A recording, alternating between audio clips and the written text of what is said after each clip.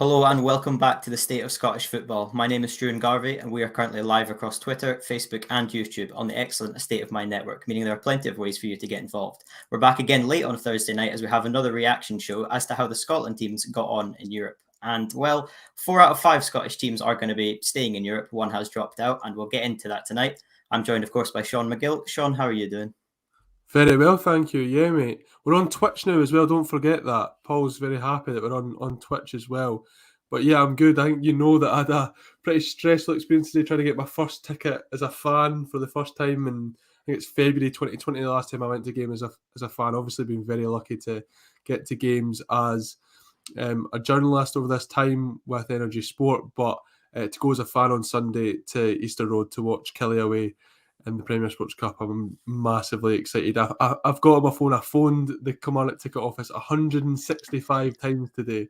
Apparently it was just one woman working in there, and she also had people coming to collect their tickets in person. So it was quite a busy day, but I've got my tickets now. I'm very happy and excited to talk about, on the whole, some very strong performances in Europe from the Scottish sides. That's dedication to get a ticket to Killie. I've got to applaud you for that. That's fantastic. It's Killie away, but it's really a home day for me, considering I'm in Midlothian. So it's not horrible. It's not too bad. So I'll stick in.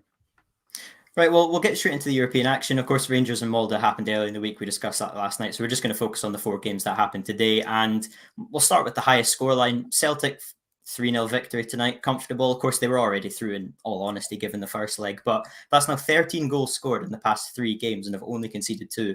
Are we finally seeing Ange ball? It sounds like it, and it's a shame you're going to do this one first, considering it's actually the only game that I didn't manage to catch any of.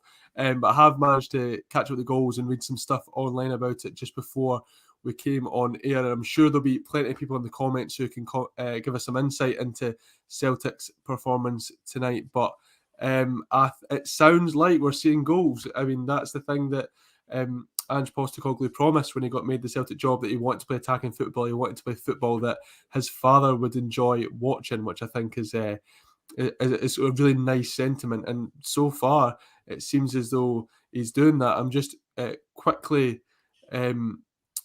sort of doing some mental arithmetic there. I think it's 13 goals in their last 3 games, which is very impressive from Celtic's point of view, and something that I think will be more encouraging to Postecoglou and Celtic fans, I'm sure, is the fact that they've also kept clean sheets in their last 2 games. And you can say that the quality of Dundee and Jablonec might not be too good, but clean sheets defending has been Celtic's problem for well over a year now. So, and the fact that I heard that Joe Hart made a save tonight, which I'm sure... It was a double save. He made 2. A double save, which I'm sure will give some Celtic fans some encouragement, considering the goalkeeping problems they've had over the last few years. So I think actually those clean sheets are going to be massive for Celtic psychologically as well. I think it's no coincidence, we spoke about it last week, that the addition of Stephen Welsh into that backline in place of Nir Bitton just made a lot more sense. And since he's come in, obviously they've been keeping those clean sheets. Amy's coming in there, Amy Canavan, who I was expecting to join us here tonight, but apparently that was never the plan. Some miscommunication, which Celtic might be used to by now, but some dubious dance at the back from Joe Hart late on. And yeah, to answer your question, I think strangely the doctor coming in there to say not yet, we still have a lot of room to grow. And I've always said that with Postecoglou, that it's going to be a project, isn't it? The way his style of play is always going to take a while to implement and make sure that the players are really comfortable with it. He's probably going to have to make some more additions to get players who can sort of fulfill his style of play. But bit by bit, they're getting there, especially in an attacking sense with all those goals. It's a really exciting time to watch Celtic, which has been, I said it earlier in the week, it's been exciting to watch Celtic as a neutral, as an outsider, because it's just been a bit of a calamity. It's been slightly amusing, if that's fair to say, but now they're enjoyable to watch again because the football is good. And I think a strong Celtic and a strong Rangers is always better for Scottish football. I'd 100% agree with that, of course. And a full Parkhead got to witness it tonight as well. European night must have been special. But last week we touched on the defence and how Nir Bitton just isn't really suited to playing in that position as well. And he made a mistake. Obviously, you mentioned that Welsh came back in today and he came in at the weekend, and that's 2 clean sheets in a row. Do you think we were justified in saying that Nir Bitton was at fault in that? Even though the defence still wasn't the best today, there was a few mishaps. Joe Hart's double save was from a defensive error, in all honesty, given that. So Do you think it's justified Near Beaton stepping out and the centre backs coming in, but at the same time there's still scope for improvement, really? Yeah, and it was never going to be a quick fix with Celtic. I mean, those defensive problems have been deep rooted for a while now, and it's never just going to be as easy as saying swap that player from that for that player, and it's going to be perfect. But I think playing a natural centre half in that area improves Celtic significantly, and I think that Stephen Welsh has actually just grown and grown in that Celtic shirt. I've been really, really impressed, and it gives me hope from a Scotland perspective, as I was saying last week, that he's a talent who I really hope could sort of fulfill that potential that he's been shown and that's been improving week by week for the Parkhead side. So I think that Near Beaton got rightly criticised, I think, last week. I thought he was too stagnant. I thought he watched that ball look over his head for Jablonek's first goal and only really seemed to respond to it once it touched the boot of the forward. So I think it seemed like an obvious decision. At the time, we were sort of scratching our heads and saying, why wasn't Stephen Welsh playing anyway? So the fact that Near Beaton didn't do anything to sort of quell those fears over the fact that his position was sort of unjust, and I think Stephen Welsh definitely merited his position. Amy said Welsh strides forward confidently as well. He's outperformed Starfelt as well up till now. Yeah, I think I said that Carl Starfelt perhaps was meant to be kind of like the saviour of the Celtic back line. He was going to be the one who would really sort of steady the ship, and that didn't seem to be the case at the game at Tynecastle or in the first leg in the Czech Republic. But he seems to sort of be settling into stuff now, and I still think that but Stephen Welsh, it's great to see that he has been performing as well. Also saying Greg Taylor exceptionally did, which I'm always going to bring up considering that boy's roots. But yes, I was getting some agreement, Amy, that Taylor even looked okay tonight. And I thought in the first leg, I'm bringing up other comments there. I thought in the first leg, obviously, as I said, I didn't catch all this one. But in the first leg, the way that Greg Taylor was actually coming inside his inside forward, that's an inside inverted fullback is what I'm trying to say there. I'd never pictured that of him when he was at Kilmarnock. He was always a very sturdy defensive fullback, but never the most confident going forward. That was often left to Jordan Jones on that flank, and his pace managed to get him up the wing without the overlap that much. But the way he was manipulating that space and coming inside to the midfield and then underlapping to get those runs, and he got the assist for the first goal in that game. I was impressed by the evolution of Greg Taylor, and I think a lot of people don't rate Taylor as a Celtic level player, but with the right coaching, I think there's a talented enough player there that he could get to that level, and I would love to see Ange Postecoglou bring it out of him, because he's a player I've got a lot of time for. He's got quite a tough role, doesn't he, of kind of filling in for Tierney. Obviously, Diego Laxalt was there last season and was not the best, not the worst at the same time. But I think Welsh is a really interesting one, because obviously he's young, but as Matt Busby said, if you're good enough, you're old enough. And I think that proves it tonight as well. People saying he outperformed Starfelt, who was the summer signing to come in. From my point of view, as a Scottish point of view, I just want to see Welsh playing as much as possible, really. But another Scottish player who hasn't made the best start to the season with Celtic was David Turnbull, but tonight he scored 2 goals. How important do you think that is for both his confidence and Celtic fans' confidence? Because I think everybody would have agreed it was a blip. It wasn't any kind of decline in form or anything like that, possibly struggling to adjust to the Postecoglou system of being told you're in this position, you can't flow out to the left, right, you can't have that free roll. But do you think that's going to do wonders for him for the season going forward? Yeah, I think so. We spoke about it last week, didn't we, that how does David Turnbull fit into the system? And I sort of worried that at Motherwell and Celtic last season, he had this sort of air of unpredictability around him, and perhaps the sort of overload of information that he could be getting from Postecoglou. Obviously, I'm not in the dressing room, but I thought that considering he's so sort of tactically meticulous, the Australian manager, I thought that maybe that was going to be a hindrance to David Turnbull. But in this game, obviously that didn't seem to be the case. He was in the right place at the right time to finish off a lovely sweeping move for the first one. I love that finish as well, the way he just stabs it home, and then it's just a brilliant finish for the second one as well, just drilling that into the back of the net.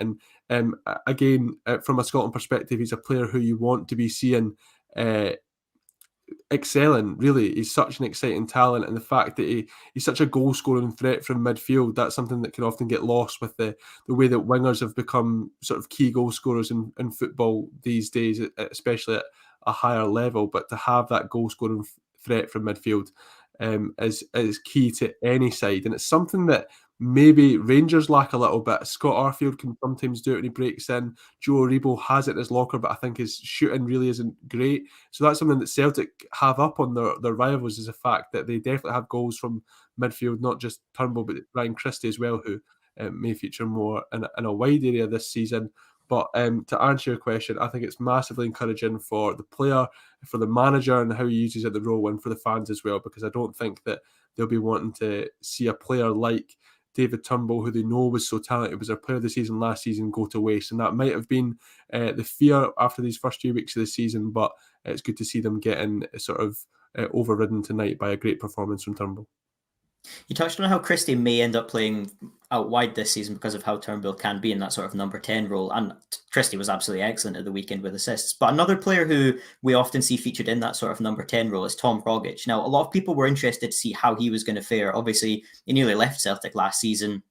He came back for a period under Lennon, looked good, sort of faded out towards the end of the season, but he's got that Australian connection with Postecoglou. And a lot of people said he was one of the best players on the pitch tonight. Do you think he can find a way to stay into this team as well? And in general, does Celtic have a really good supply of forwards at the moment in that sort of midfield to forward connection area where the 4-2-3-1 across the three is what I'm trying to say? Yeah. When I saw that team on Sunday, I was thinking, how are they managing to squeeze in Tom Rogic, David Turnbull and Ryan Christie? But obviously, when you score 9 goals in those 2 games, when you've done that, it shows that I don't know as much as Ange Postecoglou. But I saw there was an article, I didn't manage to catch it today, but there's an article in The Athletic by Kieran Devlin about Tom Rogic's renaissance or possible renaissance in this Celtic side. And it's one that I think is definitely worth keeping an eye on because he's a massively talented player. I mean, there was a point, a year or two in Scottish football when he was just comfortably the best player in the country. And it was just, and he could just pull something out of nothing. He still has that talent in him. He's done it in countless cup finals. He's been a massive big game player for Celtic, and there's always been that he's sort of surplus to requirements. Perhaps he should move on, but I think it's going to be a great asset to Celtic that he has stayed, because even if he doesn't play every week, even if his fitness isn't quite up at the levels that you would ideally want them to be, I still think he's a match winner. I still think he can pull magic out of absolutely nowhere. And if Postecoglou can, like you said, build on that Australian connection and really get the best out of them and perhaps get them back to the levels that we saw previously, then that could be a massive game changer in Celtic's domestic and European seasons, because he just has that quality. I think even when I said there was a point where he was the best player in Scotland, I still think he perhaps has as much talent as anyone in Scotland. I think that's really, really exciting, the fact that we're now seeing him there, because a good Tom Rogic is a joy to watch, and it's a good thing for Scottish football. I think definitely the team I'm reminded of now. This is probably a bad comparison. I might get some pelters for this, but a lot of people compared Postecoglou's style of play to Guardiola. You know, the inverted fullbacks playing out from the back, etc. And when Guardiola first came to City, one of the questions a lot of people asked was, how is he going to get De Bruyne and David Silva in the same team? And he managed to do that. And there's some signs that potentially with Rogic, Christie, and Turnbull, who we mentioned, that Postecoglou might find a way forward with that. And, well, Celtic did win tonight, as we said, 3-0, 7-2 on aggregate, I believe. Pretty impressive, pretty comfortable. They're going to face AZ Alkmaar in the next leg. And I think this is going to be a really tough tie, really good team in Holland. They have lost their main striker, but Boadu? I'm going with Boadu. Yeah, I was Boadu. He's gone to Monaco. How do you think Celtic will get on in this game? It's undeniably a big step up. I think watching Jablonec last week, I really wasn't impressed. I thought they looked well off it, and I think that there's teams in Scotland who would trouble Celtic quite significantly more. And as much as Celtic deserve credit for their attacking play, I think that was underlined by the fact that they've scored 7 goals across the 2 legs. So, a massive step up. AZ Alkmaar finished 3rd in the Eredivisie last season, which is obviously, we all know, a very good standard of football. You're right to say that they've lost Miran Boadu to Monaco. I think it's about 15 million euros there. He scored 15 goals in 31 appearances in the Eredivisie last season, so a goal every 2 games is no mean feat at all. And of course, they'll have to try and replace that. I've been to Alkmaar actually. I stayed there and went to the stadium. It's a very nice stadium. I thought there was no games on. It was in the summer. But I think it'll be a big step up. But the confidence that Celtic have just now, and they should rightly have given their performances so far, I think that they can carry that into the game next week. Obviously, they've got to play Hearts at Tynecastle, and a win there could be massive and sort of rid those demons after, of course, losing at Tynecastle on the opening day of the season. So a step up. The way Celtic are playing, I could see them getting through it, but they'll have to be at their best, and they'll have to make sure they don't have any relapses of those defensive mistakes, because you blow it person in the first leg, maybe they didn't tonight, and obviously Joe Hart came up good, but any defensive mishaps, and I can see that Alkmaar punishing them far more than the Czechs did. I think that's a very fair point. It's almost like the only team that are going to cost Celtic are Celtic in the defence and ties like these. But as you said, Alkmaar have more quality than Jablonec have, so they're more likely to punish Celtic in the long term, really. Alkmaar were a Europa League group stage side last year as well, but had a really tough group. I think it was Villarreal, obviously the eventual winners were in their group, and Napoli as well were also in that group. But AZ won away in Napoli, a really big result.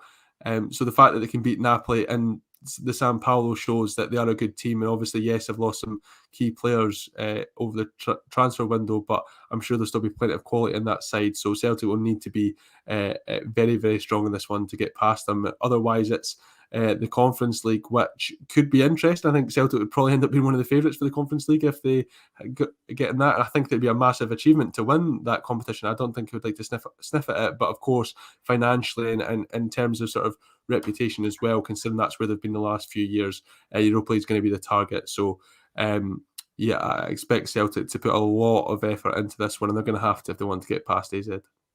Yeah, definitely. They could be the inaugural winners of the Europa Conference League. We never know. But speaking of the Europa Conference League, unfortunately, St Johnstone have dropped into that competition following a 4-2 defeat to Galatasaray. That's 5-3 overall in aggregate. But before we get into the game... Just bring that up from down back there, just in round of applause for St Johnstone. They look great in that game. I absolutely agree with you. But sorry to interrupt you there, Struan. No, that was fair. Before the game kicked off, anybody who was watching on BBC, Derek Mcginnis said that the strength of the St Johnstone team is the team. And I thought that was a really interesting comment, because earlier on in the week when Grant Campbell came on the State of Scottish Football, he spoke about the comparisons with this team to the Leicester team that won the Premier League a few years ago, the miraculous league title winning team. And I think that's a fantastic comparison, because I think there's so many similarities you can draw. You know, there's not many star players in the St Johnstone team, but they play for each other. You know, everyone on that pitch, number 1 to 11, they give 110%. Do you think that's the best way to sum up this St Johnstone team? They're just so dedicated, and they completely play for the badge. They never give in. And you saw that as well in the performance tonight and in the first leg and the cup finals that we saw last season. Yeah, I think that's a fair comparison, but I think in a few years' time we might be looking back and saying there was a star of that team and it was Ali McCann, because his performances over the 2 legs were just absolutely exceptional. I mean, it's becoming a running joke on these podcasts that when we talk about St Johnstone, we've got to talk about Ali McCann, but he excelled himself tonight as well. That boy is destined for big, big things, and I can't wait to see where his career goes. But for the time being, I want him to stay in that team of very likeable St Johnstone players, because a lot of them are still young, but obviously there's the sort of experienced heads. We saw that tonight with the likes of Murray Davidson and Liam Craig, and a few of them have sort of been written off and cast aside, or perhaps not sort of viewed as very fashionable. But this team together, and I think a sign of a good team is you can almost name the exact 11 every week if everyone's fit, and I think that that's the case with St Johnstone. And that some of them were missing tonight. Actually, Sean Rooney didn't start that game. I'm not sure that Liam Craig would definitely be in your ideal starting 11 for this St Johnstone side, but I think that I don't want to be patronising at all, because like the comments were coming in there, they were in this game and they perhaps could have got through it, but I think they were just undone by Galatasaray's quality. And as we know, they're a huge team, only lost out the Turkish league by one goal. I was about to say 1 point. It was just a one goal difference to Besiktas last year. They've consistently been in the Champions League over the last decade or so. So a massive achievement to run them that close. And I think the team as a whole are extremely likeable, and I hope they stay together for another season. I hope we don't see McCann or Rooney or anyone like that prized away just yet, because it'd be great to see what they can achieve together. I think Cam Davidson is another name that you don't want to get prized away from the team, because as we've seen, you can easily go for the manager. But on the actual football of the match. Obviously, St Johnstone conceded first, but they replied very well, and it was sort of similar to the first leg where St Johnstone took the lead and then Galatasaray equalised soon after. How impressed were you with the way that St Johnstone were able to come back into this game? Because it was the first time that they'd been behind over the two legs when they conceded. And some people may have said poor defending. I think it was just a really good goal from Galatasaray. I'm not sure there's much St Johnstone could have done. They did give it their all throughout the 90 minutes. But how impressed were you the fact that they were able to answer back quickly? Galatasaray are a fantastic opposition, as we've said, and they very easily could have just crumbled at that moment, but they didn't. They knew they could come back into it. Obviously, the fans were absolutely excellent. Watching that at home, you could feel the atmosphere. It was great. I know, and like we were sort of saying, and I don't want to be rude at all, but McDiarmid Park has perhaps been one of the teams that struggles for atmosphere before, but you could not sort of launch that argument at St Johnstone fans tonight, because it was unbelievable atmosphere. The display before, the noise in there throughout, even when they fell behind, even when they scored that consolation goal, there was a big roar just because they wanted to show those players how much they appreciated their efforts. I thought it was great to see. On the Galatasaray opener, I think that it was a good goal, but I also felt that Xander Clark was a little bit rooted to his line and sort of backed off a bit even. I think he could have tried to narrow that angle a little bit, but he's been great so far this season. He's been in really good form and has got a lot of deserved praise. I think he's a great shot stopper, but I think it's sometimes moments like that perhaps hold him back from potential Scotland contention, as some people have the opinion that he should be in. But the way they responded was fantastic, because to go behind to a team that you know is better than you, has more quality than you. I mean, I was reading earlier that Galatasaray's annual wage budget is somewhere around 50 million euros.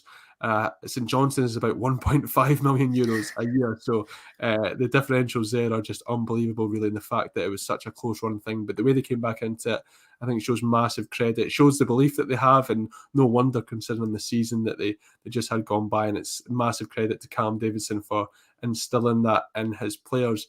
I mean, the goal's a little bit shoddy from a defensive perspective from Galatasaray. I don't know what the keeper's playing at, but Chris Kane, and I saw a comment there from Daniel Mack, I want to bring it up.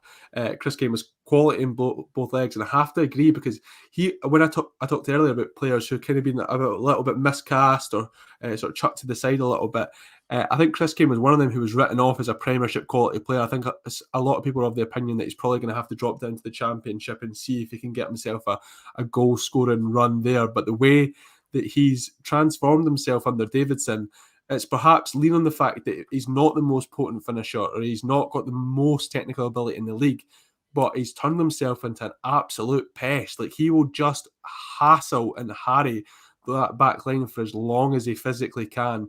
And he came off at the 65-minute mark tonight, and I still think he had some legs in him, but I would not blame him for being shattered, because the pressing that boy does at the front, the way that he backs into defenders, despite not being the biggest player or anything like that, I think he's key to the success that St Johnstone have had over the past year or so, and I think that's a massively important part of this St Johnstone side. So the way they came back into it was really impressive, and credit, I think, to Chris Kane over the two legs, who's done himself no harm in the way that he's carried himself.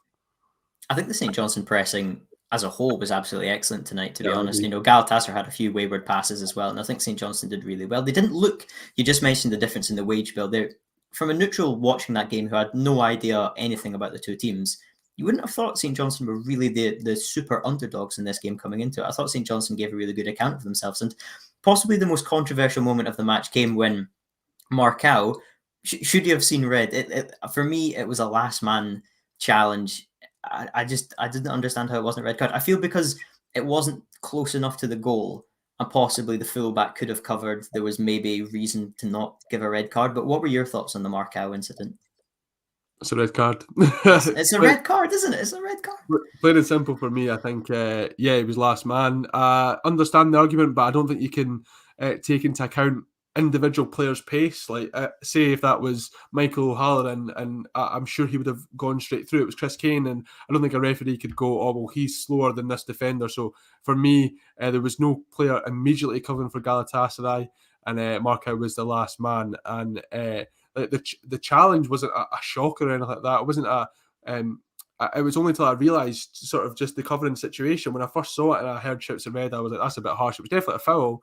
But I thought the nature of it and the fact that there was no players covering it had to be a red card for me. And Galatasaray outshone St Johnstone in the second half. I think their quality shined through the likes of, that touch from Arda Turan for the second goal was just, that's a player who's played for Barcelona, Atletico Madrid. That shows a lot and has multiple caps for his country. And then Motherwell-bound Fuguli as well, who will be commanding an even bigger transfer fee than the €7 million reported last night, which is one of my favourite stories of the year, just because it's absolutely never going to happen. It's just completely made up. I think that their quality shone through. St Johnstone can be proud of the effort they put in and know that they went out to a very, very good side. But there'll still be that little thing in their mind when they see that back and go, we could have gone into that second half with a man advantage. I think definitely. We'll get on to another game in a minute where a red card really was the decisive factor in that one. But as you say, could easily have been the difference.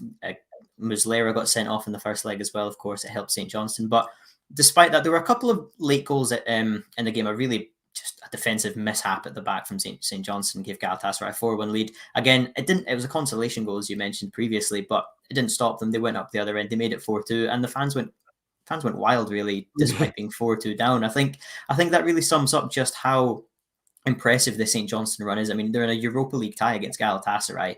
If you'd said that 12 months ago, St Johnstone would be here, you just wouldn't have believed it. It's absolutely excellent. And I think, as we said, despite the defeat, despite 4-2 on the night at home, I don't think you can really be embarrassed by that result. I think St Johnstone could leave this one with their heads held high and onwards and upwards from this point.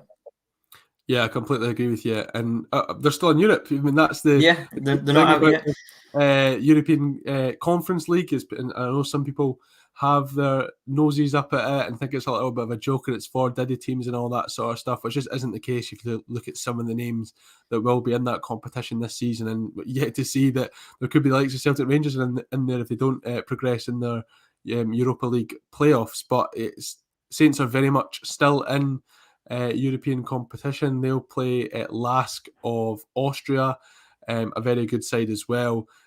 Third in the Austrian Bundesliga last season, Europa League group stages last year as well. They got a 3-3 draw with Tottenham Hotspur at home last season, which is obviously a good result considering the financial might of that side and the fact that it was kind of before Spurs went off the rails and completely unravelled under Mourinho. So another very good side, which I would make Lask favourites for, actually. So I think St Johnstone are going to have to harness that underdog spirit again. But if anyone can do it, it's them, because we've seen it time and time again. They just defy the odds. And Galatasaray are a better team than Lask. That's why Galatasaray are still in the Europa League and Lask are in the Conference League. So I think that given the performances they put in against the Turkish giants, there's no reason that they can't do the same and just squeeze past Lask and hopefully make it their way to group stage, because getting to play European football till at least Christmas, because who's saying St Johnstone won't get out of that group, would be massive for the Saints. I don't know if your timeline on Twitter was the same, but mine was just full of St Johnstone content and I was loving it. And quite a lot of people were backing them to go through in the Conference League following this result. And I don't think that's the biggest shout. I think Lask would be favourites going into this. As you said, good result against Tottenham the season previously. They've done well in the Europa League in the past couple of seasons as well. So again, it's a difficult tie for St Johnstone, but they can do it. They've proved that they have the ability. It doesn't matter what opposition they come up against. They can't beat anyone on their day, of course, but they can give a really good account of themselves, and it could be the result. But you touched previously on Xander Clark, and I wanted to bring this up because Wayne Rooney has said that David Marshall is now the third choice goalkeeper at Derby, and a lot of people are debating whether he should really be starting for Scotland anymore. Liam Kelly and Xander Clark are the two who have been mentioned. Do you think the European experience gives Xander Clark a bit of an edge to that in the debate with Liam Kelly? Oh, that's a good question. I'm trying to answer it objectively because I personally think Liam Kelly's a better goalkeeper than Xander Clark based on what I see of them domestically. Like I said, I think Xander Clark's a great shot stopper, but I do sometimes question his decision making. I thought sometimes tonight the shots were kind of straight at him, but he would fumble them a little bit, and it's when he goes to the legs as well of a keeper. You never really like that, to be honest. You think a keeper has to do better in that situation. Yeah, I think he did have to do better for the first one.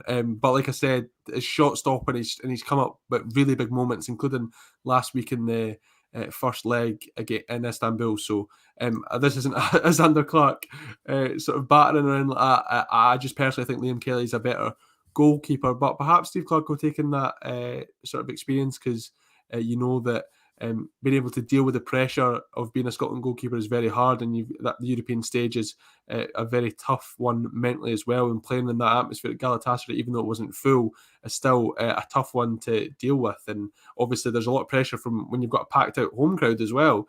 Although it's full of encouragement, you've still got a lot of people to keep happy there, and something that isn't always the case at McDiarmid Park. So perhaps Steve Clarke will take that into consideration. I imagine that it's more about consistency. And I guess he was there at McDiarmid Park at the weekend watching both goalkeepers as St Johnstone and Motherwell played out a 1-1 draw.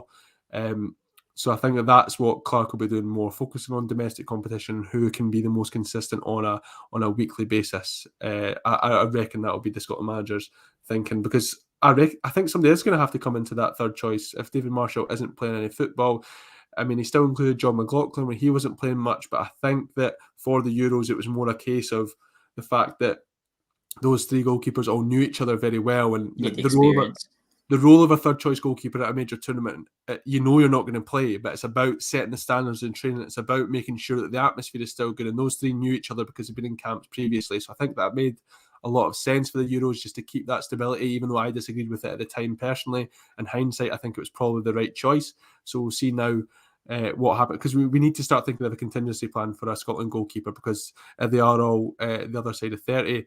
And so it's got to be Kelly or Clarke or somebody else who can emerge over the next few years. So I would expect one of them to be in the next Scotland squad, perhaps. And I think it could be Zander Clarke, yeah. I think they'll definitely both get in soon. I mean, Craig Gordon turns 39 this year. I can't see him having too many more years in the Scotland team. But as you say, right now, though, I think Craig Gordon's the starting goalkeeper for Scotland. Oh, no, I'd agree. I think with Marshall, it has to be Craig Gordon. But in future tournaments that we will qualify for, of course. I think as well, just watching the St Johnstone team, there's a number of players who you possibly could say could get into the Scotland team, but possibly Zander Clarke has the easiest route in the sense that we need a goalkeeper in that team now.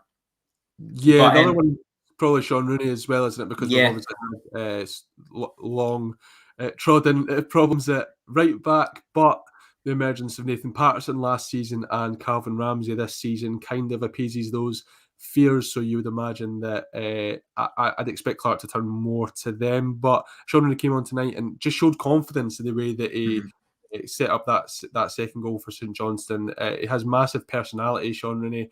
I saw that in London, but I think he's a great character, a great player as well. So Sean Rooney's the other one who's maybe in with a shout. But for him and for Clarke, I just feel like there's slightly better players in their position. Yeah, definitely. Well, you just mentioned Sean Rooney. He's a right back. Hibs right back was the subject to a lot of criticism tonight, despite being the captain on the day. And unfortunately for the Hibs, they were the only Scottish team so far of the 5 in Europe to be completely eliminated. They lost 4-1 on the night to Rijeka. How big a defeat is this for Hibs? You know, obviously it's a 4-1 defeat, but just how big of a... That's how big a 3-goal defeat. 3 goals. Well, crazy. But there's so much more than just the goals themselves in this game. It was a massive blow for Hibs. They looked so good in the first leg, to be honest. A 1-1 scoreline was unfair on the team. They came into this one away from home. Just how big a blow is this? Hibs already out of Europe, despite the fact, would they get an easier chance to get into a group stage of a European tie? I think Rijeka do need to be given a little bit more credit than a lot of people have awarded them on social media. But just how big of a blow is this for Hibs?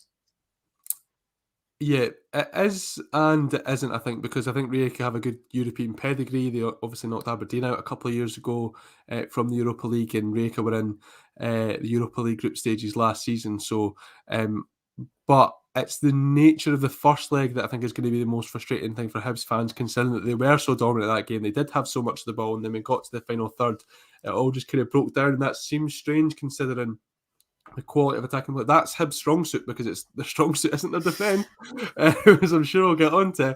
So the fact that when you've got Martin Boyle and Kevin Nisbet and Jamie Murphy and those attacking areas, and Christian George came off the bench last week and all that sort of stuff, that's more concerning, I think.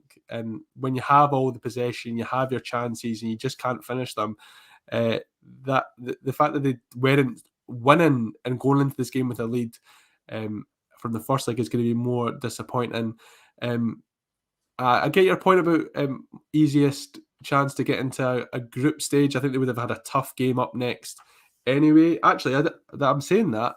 Do you know the final result in the PAOK Bohemians game? Because I do not. So you're going to check for me? I think Or something you can tell POK us? did win. Hang Let's on. check. We'll check, but I'll keep Yes, yeah, talking. they did 2-0, 2-0, 3-2 on aggregate. I thought they got through that one. So that would have been a really tough game for Hibs. And Yeah. also, the Conference League is obviously a new competition. And as much as I was talking up there, it is going to be a slightly lesser quality than Europa League. But it's a tiered system. That's why when St Johnstone lost tonight, they drop into the Conference League. But I think that it will be a concern. But would they have got there anyway? Still going to be a tough ask. I think that Rijeka are perhaps getting underrated a little bit, and I think that the most frustrating thing, as I said, is that the nature of that first leg when they could have stepped up and really killed that, maybe not killed that game off, but at least gone into this lead with a winning position. But yeah, some of the performances tonight were a little bit disappointing, as I'm sure you're keen to get off your chest, Mr. Garvey. Well, I'll just go for one more positive for Hibs. When Mcginnis did get the equaliser in this game, Hibs looked good again. They looked like they were on top, and I feel there is a confident shift. It's another game that Hibs have had to come from behind this season. They've done it on multiple occasions across the two legs. They were never actually ahead in this tie, and I think Rijeka do need to have more praise. Third in the Croatian league, they're a really good side, despite the Europa Conference League not having the same quality. They are a really good team, but yeah, it's hard to pick exactly where in the Hibs team to start with, but we'll go for the obvious. Positive still, Struan. Maybe we should talk a little bit about Kyle Mcginnis, because that was a brilliant finish for the equaliser.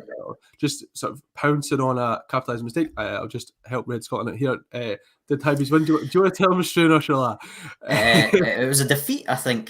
4-1 perhaps, but yeah. Not ideal at all, but the one came from Kyle Mcginnis, who scored a great sort of low-driven finish into the bottom corner.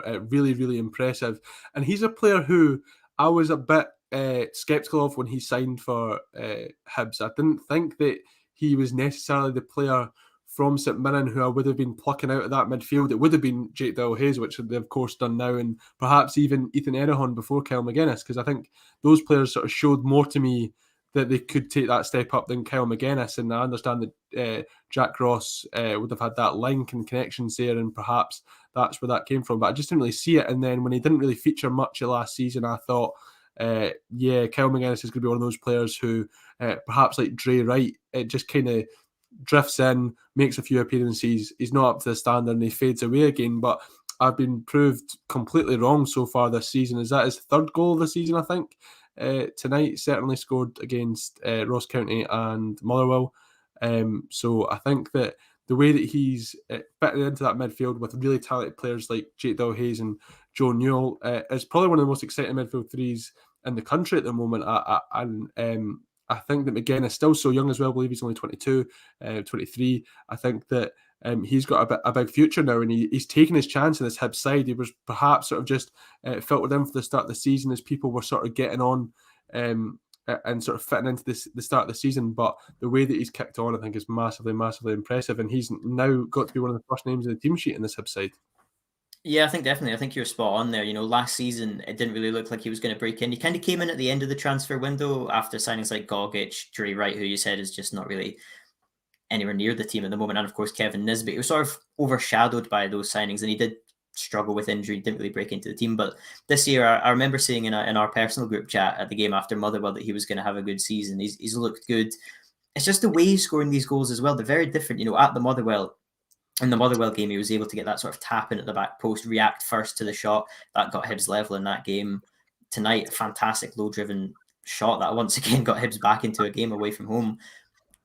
Goals from the midfield are such a valuable asset. You spoke earlier on about how Rangers perhaps are lacking that this season. To have a midfielder who can bring goals but also bring the ball out from the back, retrieve it, I think it's just something that Hibs are really fortunate to have, in all honesty. But as well, you said how good Jake Doyle-Hayes has been. Joel Newell, another one.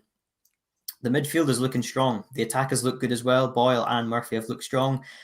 The defence, however, has not looked good, to be polite. And tonight once again highlighted that. You could have said at the end of last season the area Hibs needed to improve the most was defence. After watching the Scottish Cup final, it was clear. After watching the League Cup defeat to St Johnstone as well, the 3-0 defeat, the defence, it was the issue.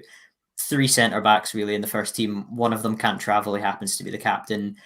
35-year-old Darren McGregor steps in and he gets sent off. How big an issue is this? You tweeted out as well saying the fact that Hibs have still not signed a centre-half, and it's rather frustrating because it's a glaring issue in the side that has just become more relevant tonight. Yeah, I mean, you're probably better to comment on the sort of frustration of it all. And cheers for plugging the Twitter. I appreciate that.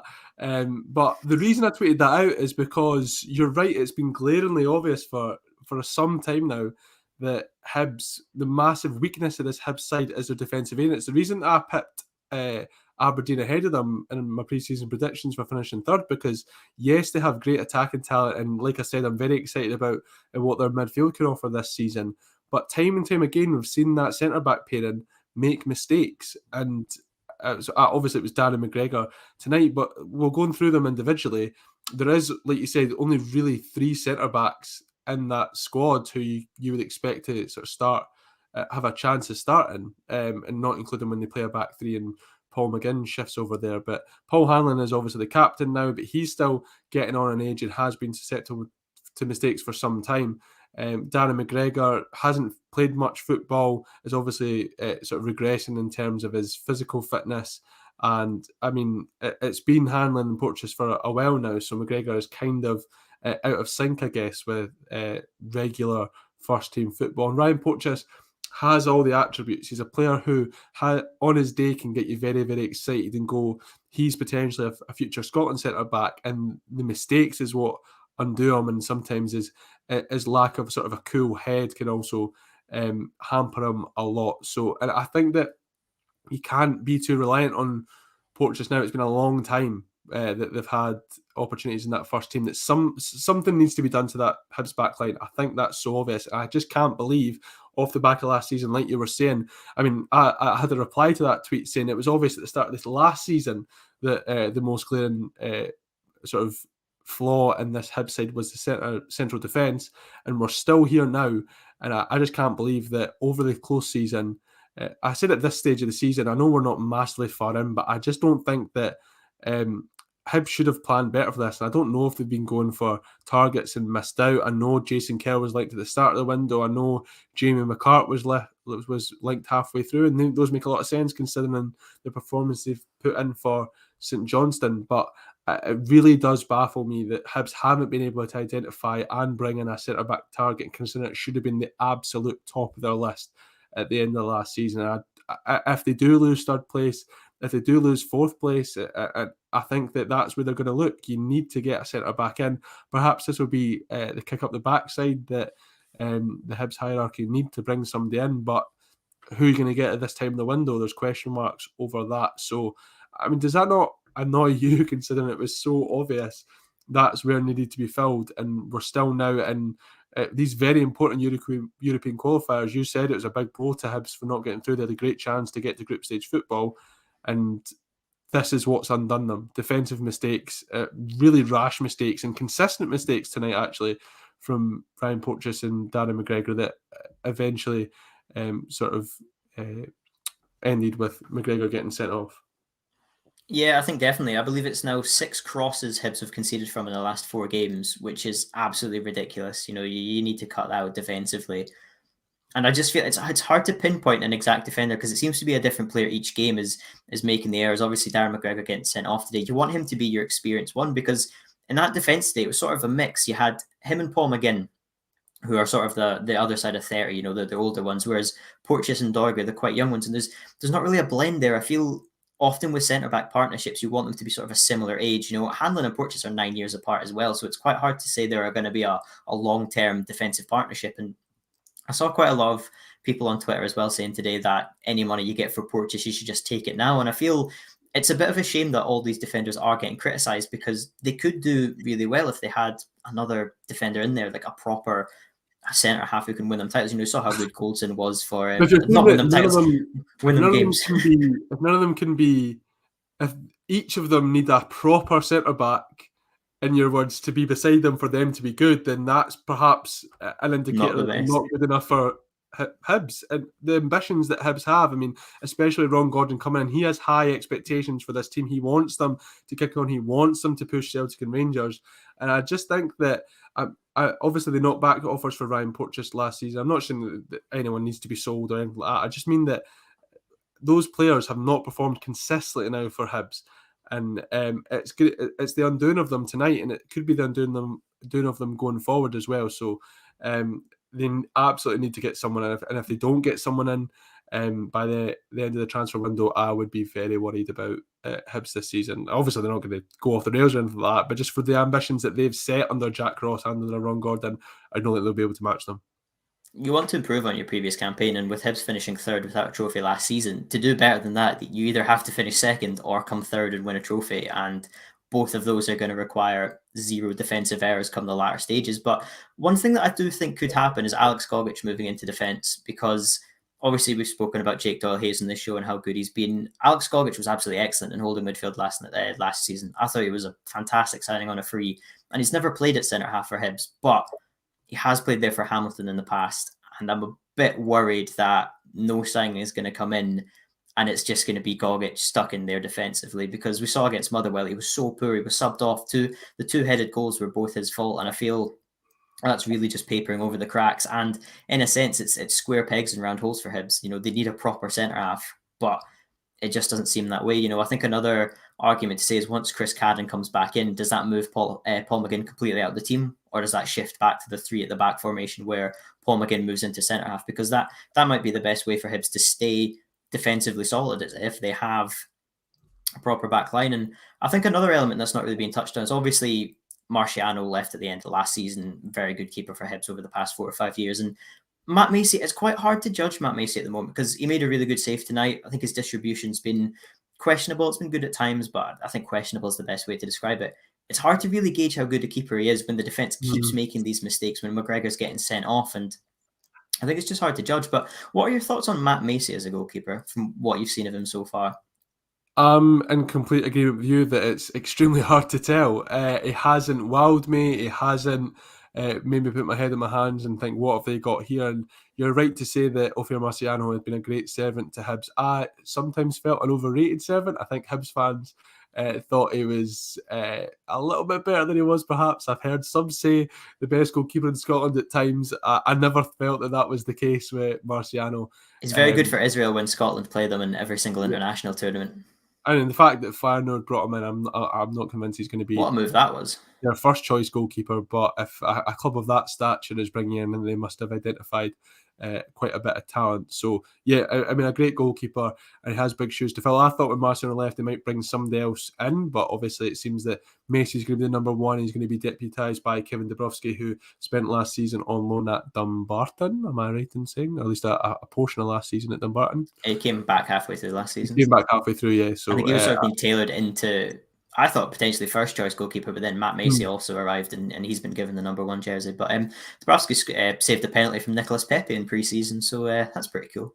So that's one for the for the tally mark for him. But I wouldn't be too sure yet of Matt Macy. I get what you're saying about the defensive mistakes in front of him, but I don't have strong thoughts either way.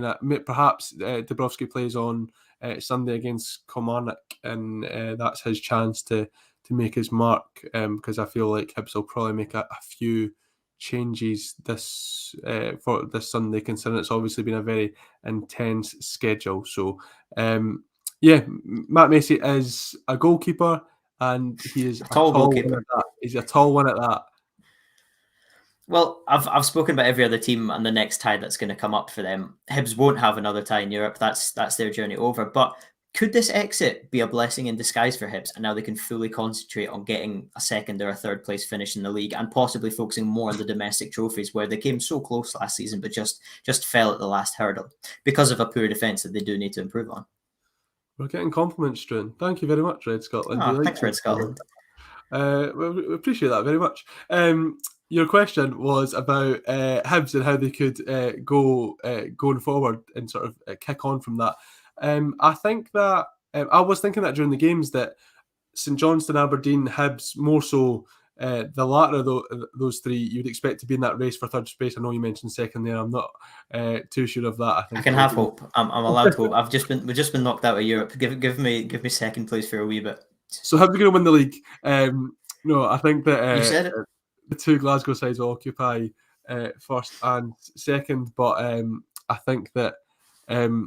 Yeah, for Hibs, if Aberdeen and St Johnstone are playing group stage football, that's massive for Hibs because even I'm sure that they will try and deal with that physically, but even mentally, just to know that you've got to play Thursday, Sunday, it's a very intense schedule for either of those sides. So I think Hibs will be willing, I'm sure they would be anyway, just supporting their fellow Scottish sides, but I think they'll be willing at Dons and Saints to get themselves into those group stages just because they're playing one fixture a week, and if those sides keep sort of kicking on in the Premier Sports Cup, it's championship opposition for all those sides. Hibs play Kilmarnock, obviously. It's Gayfield for St Johnstone, which I think is amazing to be home to the Galatasaray on the Thursday, away to Arbroath on the Sunday. It's just a beautiful thing. And Aberdeen go to Starks Park to play John McGlynn's Wraith Rovers. So it should be sort of progressive ties for all of them. But to answer your question, I think that it's dependent on how those other teams who you would expect to be in the conversation for third space, not second, to how they could get on in Europe. Could be second. You just never know. But it's going to be really interesting, in my opinion, to see how Hibs kick on from here. The league form, they were excellent. I think a lot of people had confidence going into this game because of the performance against Ross County. Despite Ross County being tipped by many people to be the 12th place team relegated this season, it was still a really strong performance. But I guess only time will tell now where Hibs go from here. But we'll get on to the final team, which was Aberdeen. They won 2-1 on the night, 5-3 overall against Breidablik. What did you make of this performance tonight? Because it was quite an interesting one. It was a really dull first half, 0-0. Aberdeen took the lead, and then they conceded to Breidablik to make it 1-1. And I think things got a wee bit scary, but then Ryan Hedges produced an unbelievable finish, but the assist from Christian Ramirez I think it was accidental. I don't know if anybody's seen that one there, but you can tell me. I think it was accidental. How important a win was this for Aberdeen? I think what they've shown more than anything is the resilience, because in the first leg they were 2-0 up, it went 2-2, they won 3-2. In this leg they were 1-0 up, it went 1-1, they made it 2-1. They've shown they can come from behind and produce results. We saw it again at the weekend. Livingston 1-0 down, they won the game 2-1. Yeah, good resilience by Aberdeen and sort of not collapsing under that pressure. I caught this one for about 50 minutes on, and my attention was on Saints and Hibs first of all, and then I switched over to this one.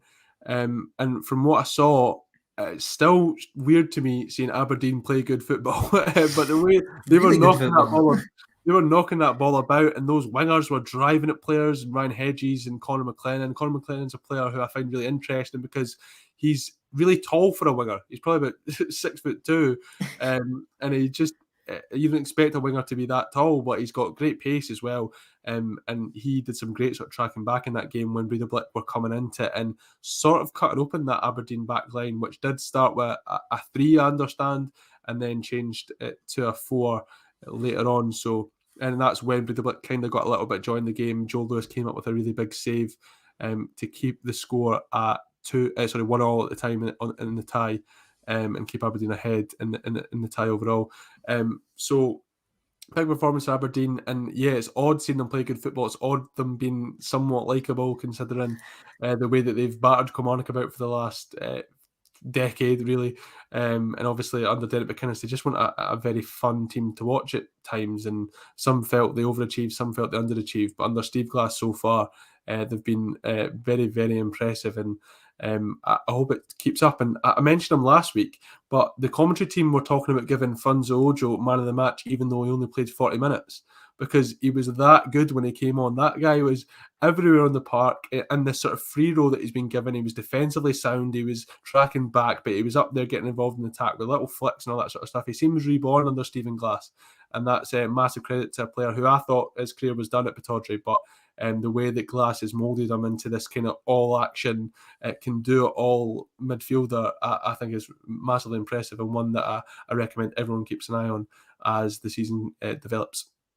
I was going to ask you about Ojo there, but you've just answered my question before I've asked it. So I'll go to the other clue. Oh, no, it's fine. Calvin Ramsey's received a lot of praise this season, being a really talented right back. Obviously, Scotland are needed that. But Jack Mckenzie on the other side is still a young player as well, and he's been absolutely excellent. And he's been kind of overshadowed in that team. Obviously, Aberdeen have made an excellent start. There's so many players you can pick out. But what have you made of Jack Mckenzie so far? Yeah, I think he's. I think you're right to say that he's perhaps been a little bit overshadowed by Calvin Ramsey. Maybe that's because we're like a left back. No, don't talk to me about it. We've got enough of them, and we're seeing a right back, and you're thinking we could We need probably one get. of those. We need one of those, and although Nathan Patterson will have, like I said, sort of made that a little bit more comfy, to have another one up there as backup is very exciting, and his age as well, of course. But Jack Mckenzie, just 18 as well, and he's been very, very impressive. I'm going to say scored the winning goal at Almond Vale on Sunday with a massive assist from Max Stryjek, who kind of chucked the ball into the back of his own net. A bit like Galatasaray earlier. Yeah, sort of galvanising those scenes at the Tony Macaroni with all those Aberdeen players, sort of fans on the park. But yeah, I think Jack Mckenzie has gone a little bit underrated, and it's another one that you want to get excited about, because to see exciting young Scottish players on the side, and the fact that, credit to Stephen Glass and his coaching staff for not just chucking one of those young fullbacks in there, but doing it for the both of them, because on performances so far, they deserve it. I think definitely one of the things I personally love about the Aberdeen team is the blend of like youth and quality, but also the experience. You've got players like Declan Gallagher, Christian Ramirez, Scott Brown, who are around the 30 and 30 plus, but then you've also got Ferguson, Mckenzie, Calvin Ramsey, who we've touched on. And I think, and of course, Ross McCrory as well, who has been quite solid as well this season. How important do you think that is to have these sort of leaders and these older heads in the team, as well as these younger players coming through? I mean, we've seen how much Ferguson can benefit from Scott Brown. Yeah, I think that blend is so important for any side. And Scott Brown, you're not going to find a much better leader anywhere in the country. I think that him just walking into that Aberdeen dressing room immediately raises the standards. And I think it seems to have been the case so far. And of course, he's got coaching responsibilities as well, as he sort of looks to progress that professional aspect of his career. So, and Declan Gallagher as well, loads of experience now, Scotland international. I think only improves that back line. Obviously, from a personal point of view, these young, exciting players kind of grab my attention more, because I want to see how their career progresses. But that progression won't be as smooth if they don't have those experienced heads around them. So credit to Stephen Glass for finding that blend, because balance is so important in any football team. Definitely. Well, Aberdeen have progressed to the next round, where they're going to meet Qarabag, who I think scored in the 87th minute tonight. I think that'll be a really tough opponent, to be honest. Qarabag, we've seen them recently in other European tournaments. I believe did they play Celtic quite recently, didn't they? Yeah, not too many years ago. Yeah, not too many years ago. So a decent opposition. How do you fancy Aberdeen's chances in this one? Because again, the resilience, I think, is the word that I'd use to describe Aberdeen in these games the most. Yeah, it's a tough one, because I'm obviously not going to admit to my knowledge of Qarabag being too strong, but I think that a lot of it is the travel. I mean, you're not going to get a bigger journey in European football, really, from Scotland to Azerbaijan. You're going to have to, it's a slog to get out there, and of course, it depends on fixtures before and all that sort of stuff. I think it's going to be a really, really tough trip for them, and I expect the quality. Obviously, we've seen Qarabag cause problems before, so a tough one for Aberdeen, but I want to back them, considering the football that they're playing. They will need to tighten up defensively, because some of the chances that Breidablik have passed up over these two legs, I don't think Qarabag will. Nah, definitely not. Well, overall, it was a pretty good night for Scottish teams in Europe. Aberdeen and Celtic both qualifying for the next rounds. Celtic in the Europa League, Aberdeen in the Europa Conference League. Hibs, unfortunately, were eliminated completely from European competition. And although St Johnstone were defeated by Galatasaray, they put on an excellent performance and will drop into the Europa Conference League. Rangers as well, previously in the week, were knocked out of the Champions League, so they'll be into the Europa League as well. So, reasons to be optimistic for Scottish football fans at the moment? Absolutely. Well, I'm always going to talk the game up, but the fact that there's still 4 teams left in Europe at this stage, and there's still the potential that 4 teams could be playing group stage football. What's not to be excited about? And I still think they can all do it. I think that all those teams could be playing group stage football in just a few weeks' time. So absolutely back them. It's going to be a massive week for all those sides as they head into their playoffs, because you want to get the best possible start on that first leg, so they can all give themselves a really good chance of getting onto the group stage, which would just, especially for teams like Aberdeen and St Johnstone, who I don't know when the last time, or if ever, they've played group stage football, certainly not St Johnstone anyway, I think would just be a massive, massive achievement and something I'd be desperate to see. Yeah, definitely. Well, it's been great chatting to you about the Scottish teams, except Hibs. Didn't really enjoy that one as much as the other ones. So thanks a lot to Sean for joining me. Just a reminder to everyone to subscribe to the Estate of Mind YouTube channel in order to be entered into the monthly prize draw giveaway. And don't worry, Sean will be back tomorrow night, one of the excellent co-hosts from tonight, as we've been told, with Colin Watt. So be sure to tune in for the state of Scottish football at the regular time of 6 p.m. tomorrow.